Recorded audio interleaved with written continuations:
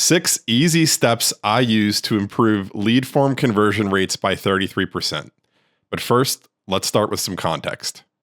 What's the goal of this particular form and where is it at in the customer journey? In this case, the prospect is ready to be in touch with a rep. So looking at the form, the first thing off the bat is to move all the side-by-side fields so that they're all underneath each other so that a prospect can just fill it out in a vertical progression. It's just the most natural way that you can fill out a form. It follows similar rules of when you're adding copy to have like a hierarchy in where it's going. So not only are, last name going to be under first name and same with the address, following that, we need to reduce the number of fields to the absolute minimum necessary. So this would be the minimum amount that are, in this case, that a rep would need to contact the prospect. And I would be more conservative on this, but if there's any must-have qualifiers or something that's going to change the way the reps are going to be in touch with the prospect, that's something to consider here too. But again, less is more.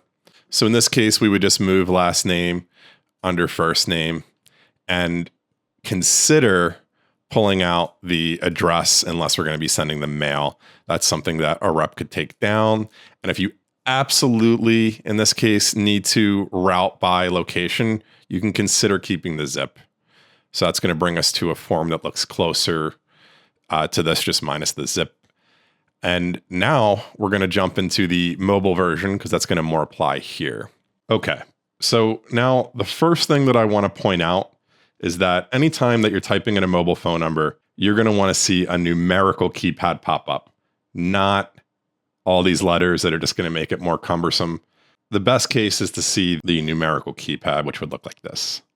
Second, we're going to notice that with the email, a similar thing is going to pop up. There's a keyboard that would help. We'll take a look at that in a second. So the next thing that I want to point out here, we don't know from this form which fields are required.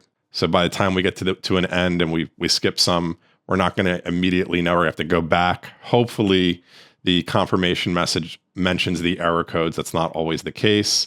But let's say we fill out first name, we fill out email, and we don't even type in phone. We find out after we hit the submit button. So now if we go to the better example, first we'll see if we hit the phone field, we're automatically getting this numerical keypad down here.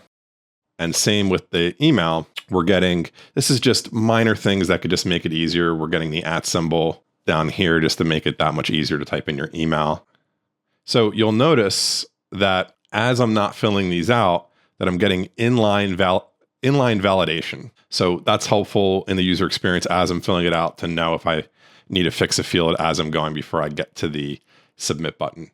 Now, what's important here as well, often you see that people don't change the name of the submit CTA and they just leave it as submit. It's common practice that you want to have a stronger call to action there.